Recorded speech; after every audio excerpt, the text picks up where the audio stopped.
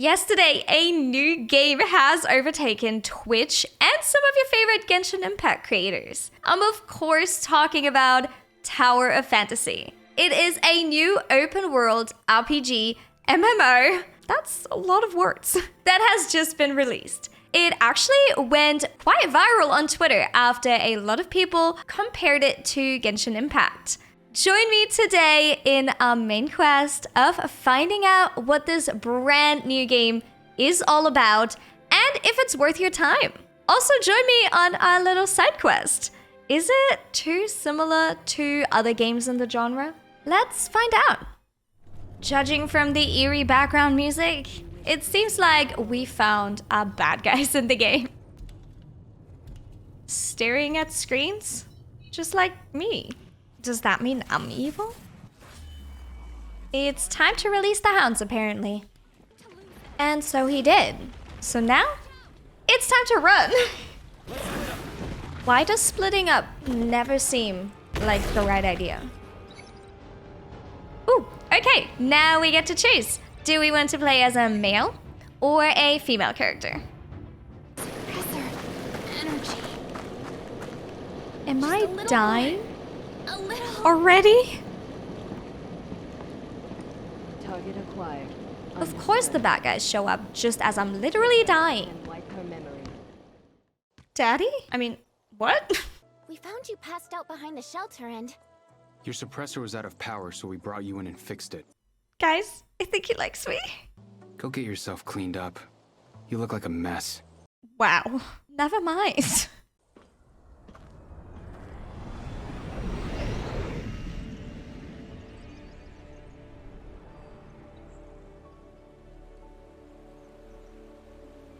Wow. I guess we're here. Tower of Fantasy. Not too shabby, am I right? Is that a child being 3D printed right in front of our eyes? Greetings, I am Mia. Paimon? Is that you? Analysis. Long-term consumption of alcohol is hazardous to physical health. Mia just straight roasted someone. I don't want to spoil any more of the story for you guys, but eventually we made our way over to this big tower, which for some reason is causing an earthquake.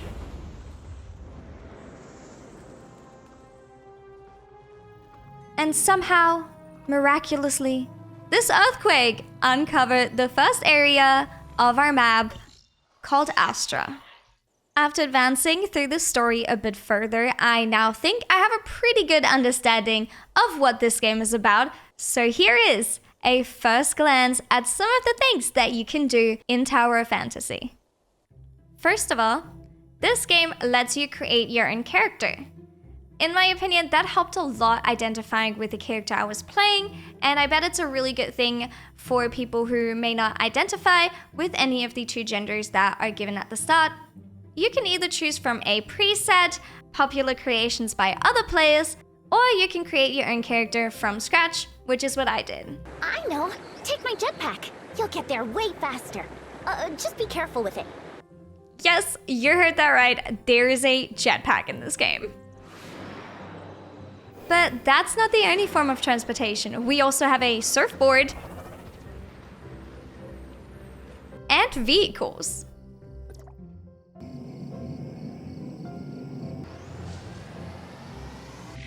And of course, we cannot forget about the most essential part of this game, which is the combat.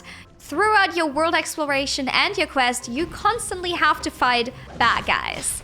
You can choose from a variety of weapons, and every single weapon has a special attack and an ultimate. This makes the combat system pretty fun in my opinion because you get to pick and choose from different weapons to accommodate your own style of fighting. Talking about weapons, there is actually a bunch of different weapons to choose from. You can get bows, swords, even guns, and a bunch of other weapons. But how do you get different weapons? That actually brings me straight to the gacha part of this game.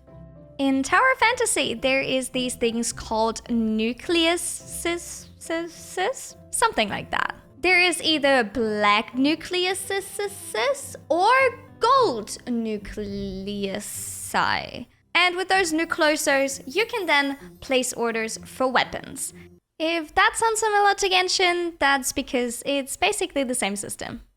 You can obtain these nucleosos by completing quests or exploring the map. Especially the black nucleosols are very much scattered around the map, so keep an eye out and you can basically just pick them up. So once you've gathered enough, you can then start placing orders. So I guess enjoy gambling with me. Is that like a 10 wish? I'm scared. I want something gold. All right, let's go. Let's pray. Let's pray together. Something good, please. Purple. Okay, we got something purple. Let's check.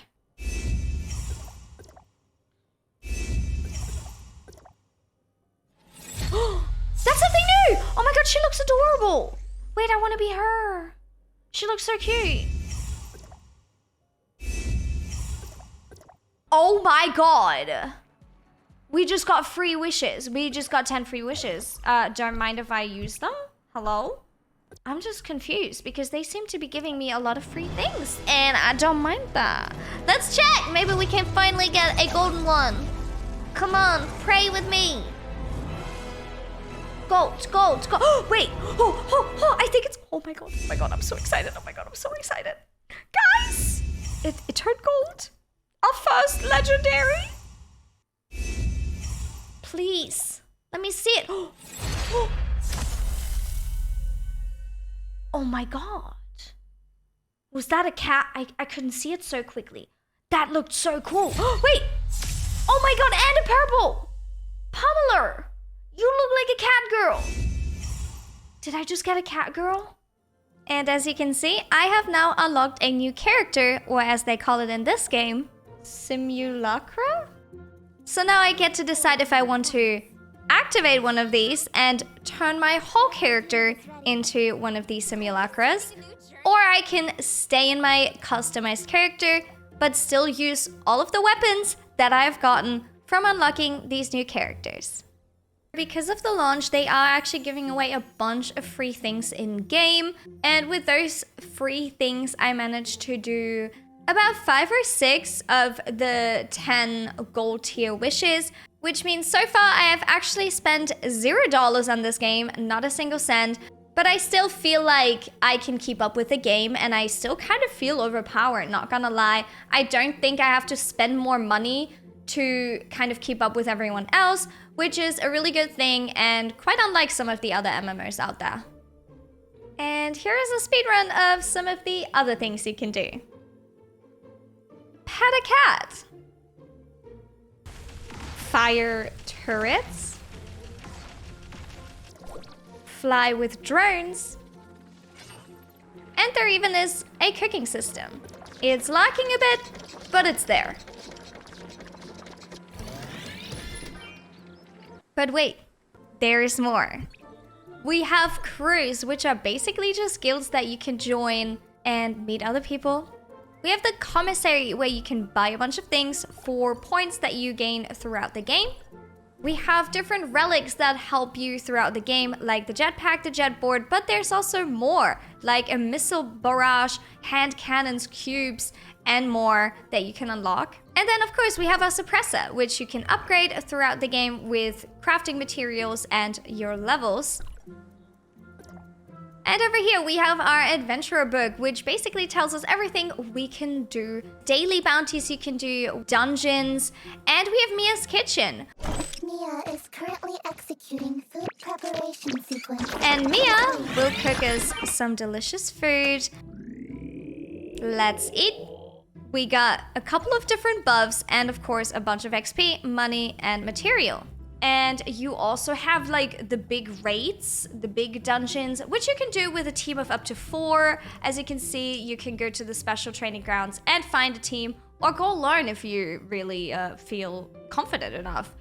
All right, here we are. I think that was a pretty good rundown of the key features of this game. Of course, there is a bunch of other things to do, but I don't want to spoil everything all at once in case you do want to play.